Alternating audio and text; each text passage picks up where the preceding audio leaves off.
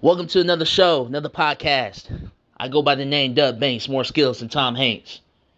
And as you already know, I always do this off the cuff, you know what I'm saying? That's just the way I flow. Nebraska, Minnesota. Game concluded last night. Minnesota wins 13-10. Another one-score loss that goes in the Nebraska column.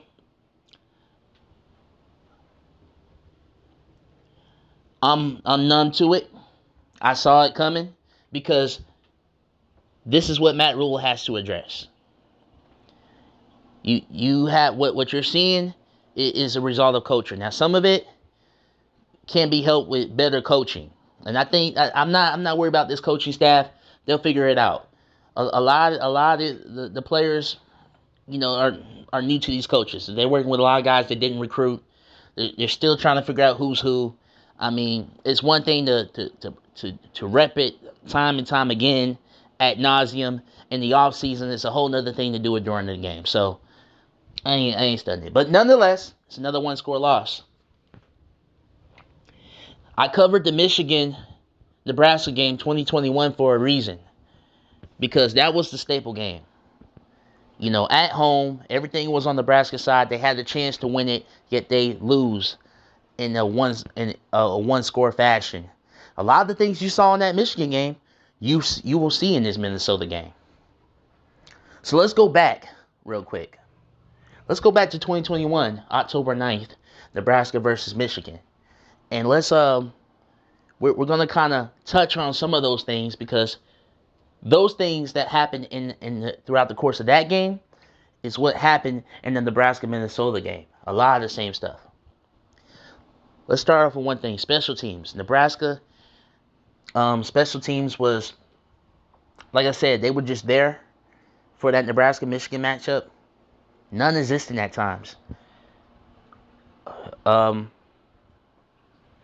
there were times throughout that season and possibly throughout that game where Nebraska had to drive the whole field because, the punter or the kicker didn't fair catch it and the ball rolls to the 1 yard line and now you're having to, spend that whole possession getting out the hole. Well, guess what happened in the Minnesota game? The very same thing. Nebraska gets off the field. The defense does a good job of getting off the field. Then what happens? Special teams, your punt return guy doesn't fair catch the ball. Something that Matt Rule, there was a interesting approach to that. No fair catches, right? Well, you didn't fair catch it. The ball goes back to the 1 yard line. Now you're spending that whole series trying to dig out the hole. And how did that turn out? Well, it didn't turn out too well. I think we ended up turning the ball over. We ended up throwing an interception. Jeff Sims, who threw a lot of picks in that game, 3 interceptions, ended up throwing one of his first. Because you put so much pressure on the offense just to get out the hole and find the rhythm and get in the flow. You don't want to do that on the road. So that was a common thing that I saw. Now, as time went on, special teams was a lot better. But got off to a very rough start in that game. And it did, and I believe it did affect the offense. It took them a bit longer to find the rhythm to get going. Because your first series is very important. How you start off a game is likely how you will finish a game. They started off with a turnover. They ended with a turnover. So how you start a game is very important. You're laying the foundation down for the rest of that game. So it's very important that your special teams has an impact early. Put your offense in the best positions where it can be successful, where they can find confidence, get the rhythm, and then that helps you late in games.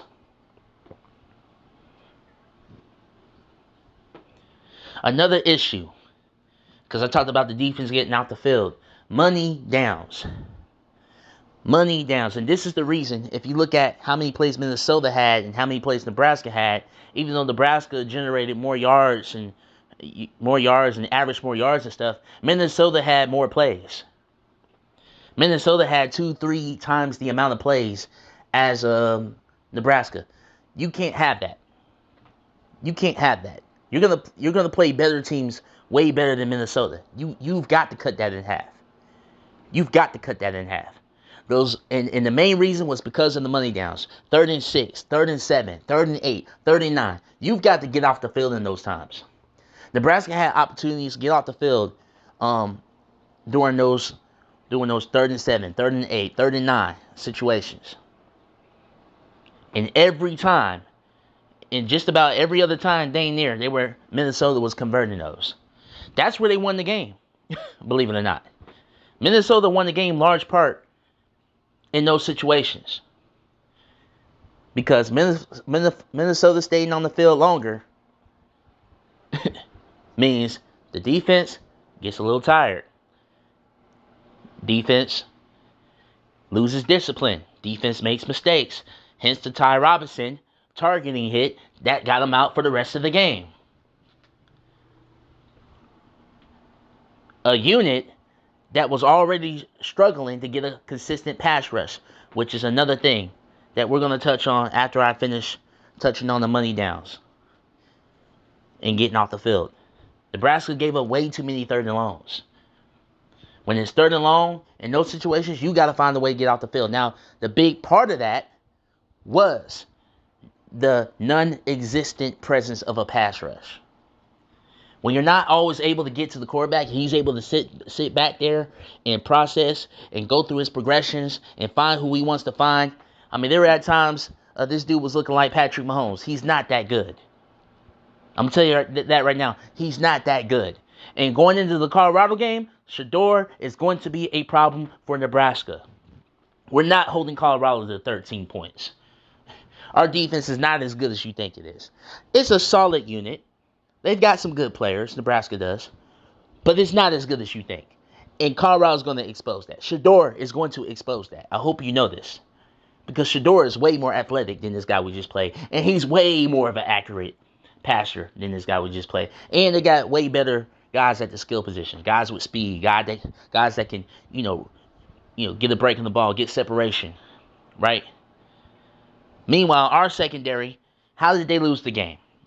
How did Minnesota score its first touchdown? Right? Hartzog, a sophomore, you're playing zone. He gets caught with a fake inside. Your help is inside. Why are you sucking inside to stop that? Then he bounces back. Then the wide receiver bounces back outside to make a terrific Michael Jordan logo catch. That's literally how Minnesota tied the game. This is 4th and 10, and this is coming off of an almost interception that Nebraska should have had, which is another thing I'm going to touch on, that would have ended the game. So if Minnesota's wide receivers at times was causing us problems, you better believe that Colorado, with Shedeur, they coming. Pun intended, they coming. And their luggage is Louis.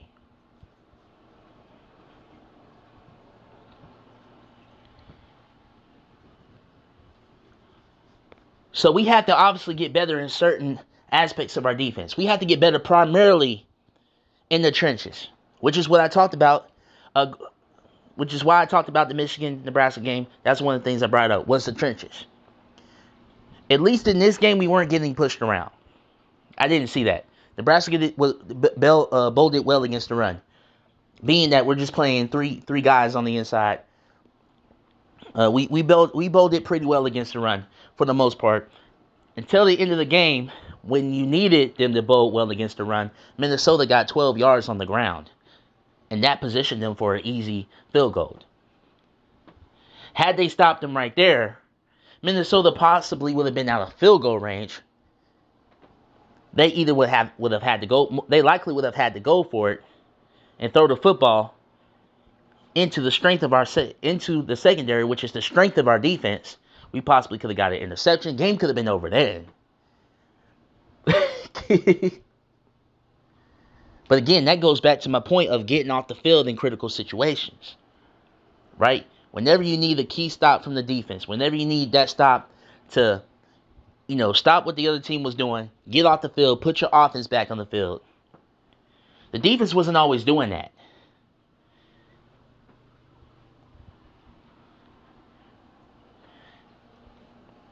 Defense as a whole has been pretty decent on on first and second down. But when it came to third and long, they could not get off the field, and that's in large part because of the trenches. So we've got to continue to improve there.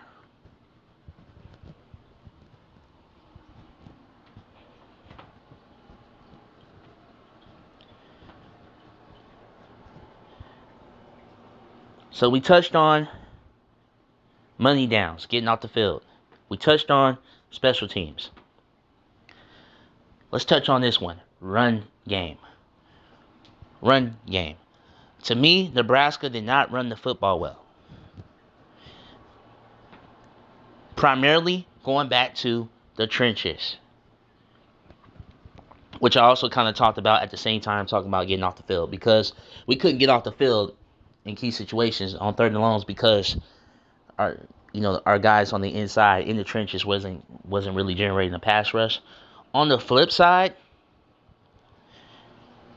we couldn't convert key third downs, like 3rd and 2, 3rd and 3 at times. We couldn't convert in those situations because the guys in the trenches didn't create big enough holes for our running backs to run, to run in those run lanes and get the first down.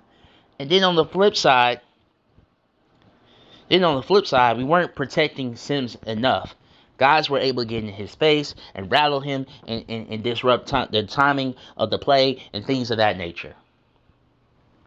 So again, this goes back to the trench battle. Although, as a whole, both sides actually played fairly decent to me. They played better than they played in a long time, but not good enough to win the game. Not a game like this. You're going to have a lot of games like this in the Big Ten. It's not good enough to win a game like this. You still saw a lot of the same problems that is costing Nebraska games. This isn't like, Nebraska's cursed and they're just destined to lose. No, it's simple as you've got the way you get out of this is going to work. Putting the work in, practicing, going back to the drawing board and through coaching, player development. Right? That's how you get out of that. So some of this you can't really fault the coaching staff in certain situations because this is what they've inherited.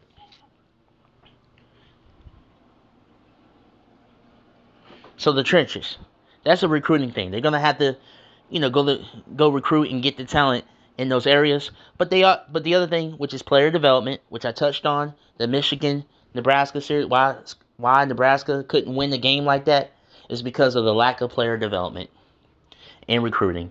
So recruiting looks like they're doing a good job in emphasizing and getting some of those talented big boys in here. We got a 4-star offensive tackle looking at us, and a 5-star, one of the top offensive linemen in the nation looking at Nebraska right now. So they're at least making the effort. So recruiting is going to have to deal with that. So you can't really fault the coaching staff on that right now. And then player development. I think these guys are playing a lot better than they have played. I think Matt Rhule has got these guys playing to a level above what they're used to playing. I will say that. And I think once we get guys like Teddy Prozaska and Normer, I can't pronounce his last name, but old boy who got suspended for smoking weed last year. Once because they were out, banged up from camp. Once you get those guys in rotation, I think we're going to be a lot better on the offensive line. I really do. So that's going to be you just going to have to let them gel, let them figure it out. But as a whole, we outran Minnesota, so they played decent at times. But that's going to be a work in progress. Same thing in the trenches on the defensive end. They were solid against the run for most of the game, except in that key moment at the end of the game that I pointed out earlier. So that's going to have to be continue. That's going to continue to be a work in progress. Continue to coach them up, And then recruiting. You're just going to have to hit the recruiting trail there. Special teams, getting off the field on key third downs, trenches, which really go hand in hand. We also talked about the same thing on offense, why they couldn't, convert on in key situations. Which, let's go to the end of the first half. You're right there at the 1 yard goal line. One of your offensive linemen flinch. Lack of discipline, right? That drives y'all back 5 yards. Sims ends up throwing an interception. That never happens if the guy doesn't jump off sides. Discipline, little things. So instead of leaving with no points, you go up 7-3. And then we saw how they played the third quarter. Nebraska would have possibly been up 14-3, which is huge for a team's confidence when you're up by double digits. Nebraska probably would have scored more points. They possibly could have ran away and won 28-3, something like that. That's how big it is to do the little things. That's how important the little things are. And this team is just going to have to keep getting better each time and improving in the area of those little things.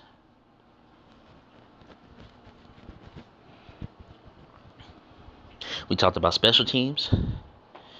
We talked about getting off the field in key situations. We talked about the trenches.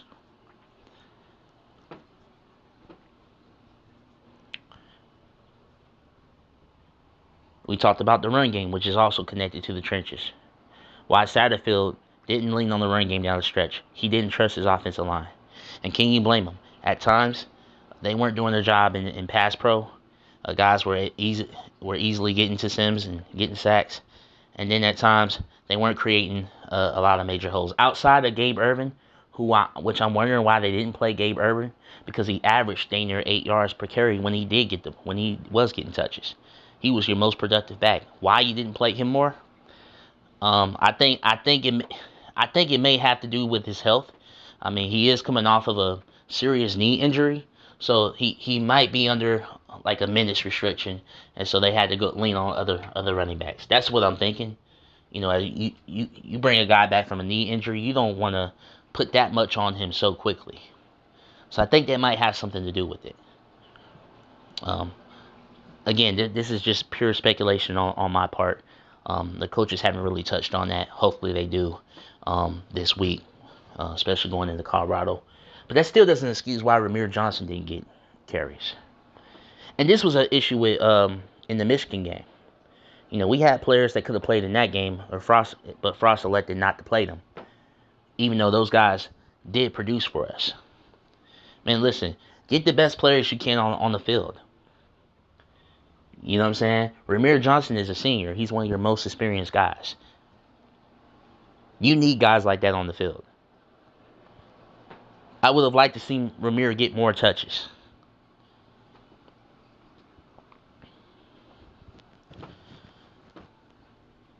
So that's my only knock on the run game. I mean, a lot of it ain't really on these backs. We don't have elite running backs. We have solid backs, serviceable backs. Guys that can do some good things here and there. We haven't had an elite back since Amir Abdullah. He's the last elite back to play for Nebraska. So, and Amir to me wasn't really that elite. He was borderline. Nice, quick, shifty guy, ran hard, stuff like that. I mean, he definitely generated a lot of yards, but it was in a much weaker Big Ten conference. Let's be honest.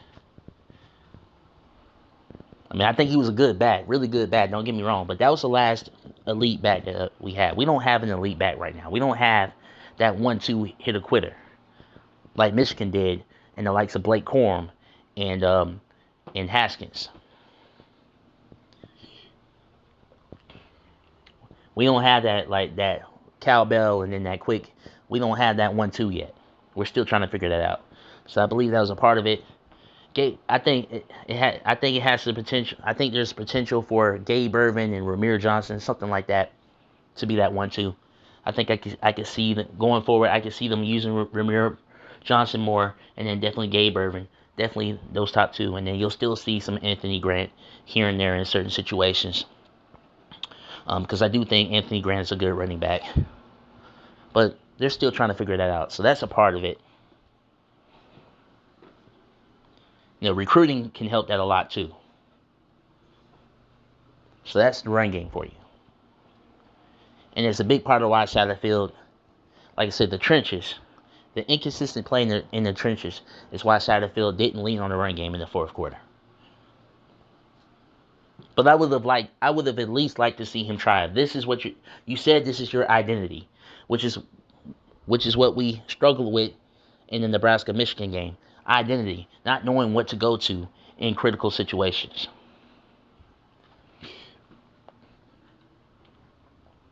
You knew Sims intercepted it a couple times.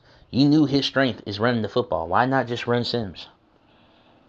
Why not stick with the run game? Why not use some zone reads with Sims and Ramir or Sims and Gabe Irvin and create some opportunities there? Why not use that? And then off of that, play action. How hard is that? Again, I think these coaches, they're getting paid a lot of money. I think they'll figure that out.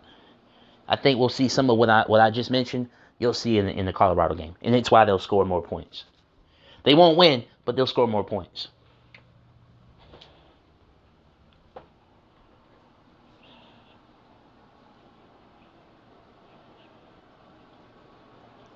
That goes to another thing I want to touch on, because that's the perfect segue. Clock management.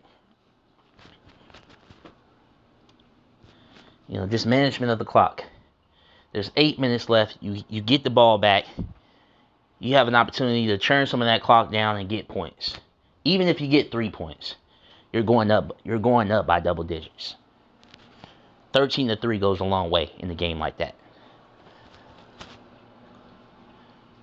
But what you elect to do is throw the football 3 times in a row. And again, we touched on it in the run game aspect of it. It's because you did not trust the offensive line to create those holes and be there. When you needed them to. You don't feel confident that they can close the game out yet. So you leaned on something that you at least feel a bit more comfortable with, which is the passing game. Which really hasn't done much for us. It did give us our only 7 points, our only touchdown, but that was an ugly trick play. I would have rather us run the football, but I get it. You don't trust the O-line in that situation. But that was a golden opportunity to milk some clock and get points. And you threw the ball 3 times in a row. Quick 3 and out. You put your defense back on the field. Stuff like that is how you lose a game like this. They're going to have to get better in that area. Clock management. Management of the game. And management of personnel. Those 2 areas, which the previous regime struggled with, you kind of saw in this game. Now, first-year coaches, they're still trying to figure out, what works, what doesn't work as far as that is concerned. But those areas, they're going to have to continually get better as coaches if they want to win. Especially in the Big Ten Conference.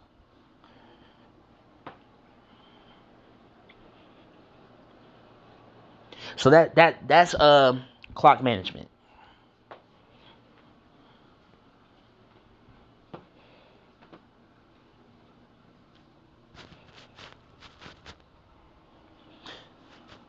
Play calling. I like that little trick play we did. I like the use of Heinrich Haarberg. Wish we would have used our tight ends more. That was another issue under the previous staff. Not underusing the tight ends. We didn't really use them at all. But some of that is on Sims. There were plays, designed, I believe, to get some of those guys open, but Sims just didn't see them. And then there were times where Sims didn't really have much time to throw the football either. Where he was basically scrambling, running for his life. He had to either throw it away or just run. So Sims wasn't able to get comfortable in the pocket to where he can find the rhythm. And it all started back when they had to drive out of their own end zone to start the game. They already started off shaky. They ended shaky.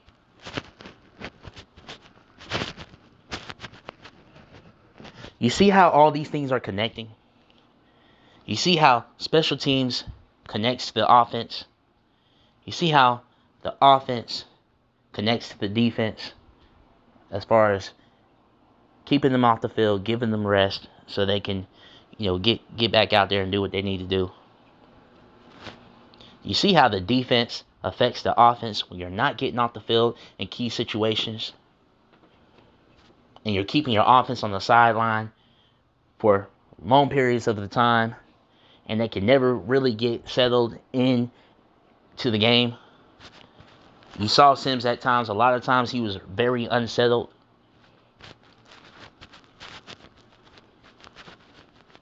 We got to work on all these things if we want to win football games. It's a kinetic chain, and it's off kilter right now. And one off season isn't going to fix all that. It's going to be multiple off seasons. It's going to be multiple practices. It's going to be multiple film sessions.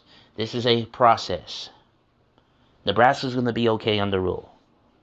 They're going to be just fine. Rule's a good coach. They got a really good staff.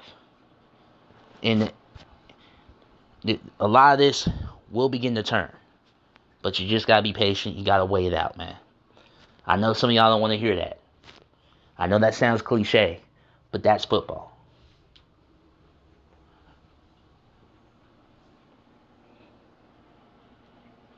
Now, we got the critical part out the way. Let's point out some of the good things Nebraska did. I already talked about it a little bit. I like some of the wrinkles that Matt Rule implemented. I like the use of Heinrich Harburg as a Tyson Hill type. I think that's a good idea. I mean, because he's an athletic guy. You know what I'm saying? Someone that works hard. A player like that can help a team anytime. Now, I wouldn't overdo it. You know what I'm saying? You need him as a quarterback body. But, the use of the Wildcat and stuff here and there, I wouldn't mind seeing him in a couple Wildcat packages too. I think that's a good idea. I think they need to build on that. I like the trick play. The reverse, guy wide open for a touchdown, right? And if I'm correct, that was a tight end that caught that. So I guess our tight ends weren't completely non-existent as they did get our only 7 points. So that was good. At times we looked pretty well running the football. We were able to. I think we've been better running the football than we have been in recent past. So we can keep building there. We weren't averaging 1 to 2 yards per carry in this game. We averaged at least 3 to 4. That's where you kind of need to be. We can keep doing that, stay consistent there, and then just kind of build on that. That's good. Jeff Sims was still our leading rusher, so I'm not so thrilled on that. You kind of got to change that.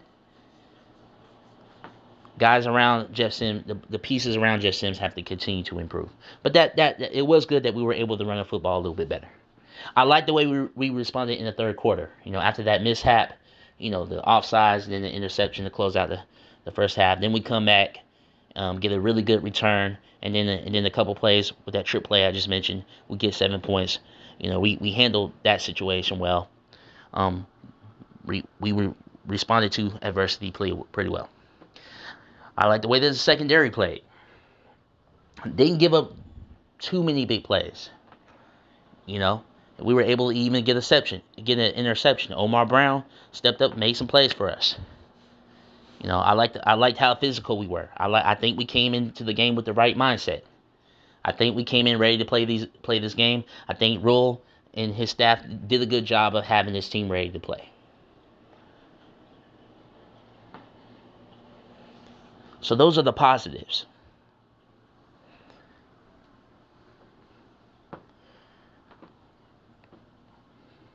And special teams did play a lot better in the second half.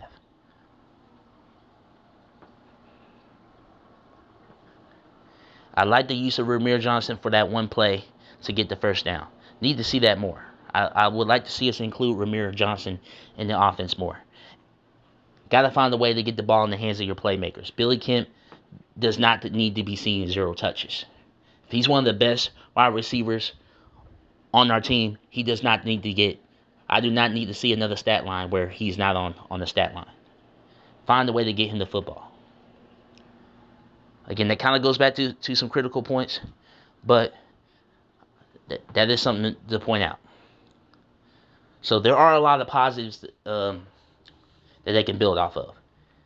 Strength and conditioning, they did not look like the weaker team out there. In fact, they looked like the stronger team. Couldn't say that last year when we started off. Northwestern, who didn't win a single game after they beat us, looked like the stronger team. This version of Nebraska would have beat that Northwestern team. So that's progress. We just got to keep building and keep going. So those are the positives that they can keep building on. And then a lot of those critical areas that I pointed out a lot of the critical areas that I pointed out, they're just going to have to keep getting better. Day by day. That mantra has to become real for us. That has to become real for Nebraska.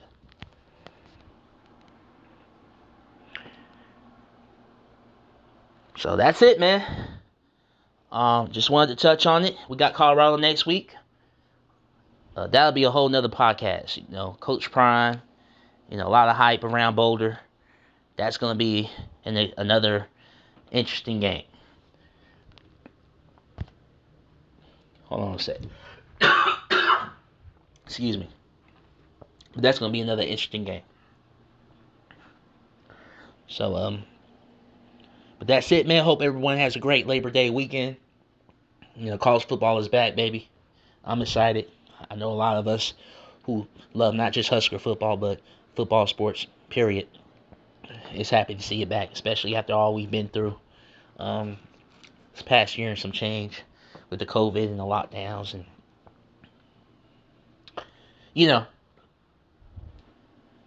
stuff like that. It's just good to kind of get back to some normalcy where we can be around each other and come together as a community and enjoy each other's company and watch some young men get out here with helmets and pads on and compete. So this your boy Doug Banks, man, signing off. 1.